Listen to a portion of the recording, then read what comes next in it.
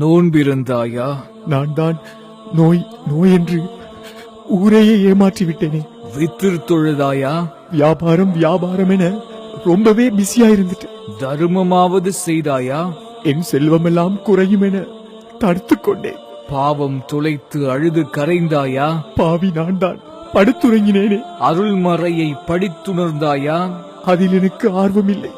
Facebook WhatsApp என என்னுடைய பொழுதுபோக்குகளை அதிலே கரைத்து விட்டேன். திருந்துவாய் என திரும்பி வந்தேன், வருந்துவாய் என விரும்பி வந்தேன், என்னால் சுவனம் அடைவாய் என எதிர்பார்த்திருந்தேன். நீ திருந்தவும் இல்லை, வருந்தவும் இல்லை.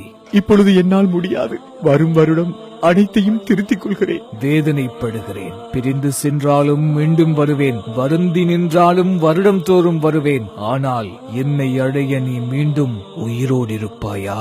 உயிரோடு இருப்பாய். இதை உங்களுக்கு நினைவுபடுத்துவது QTV.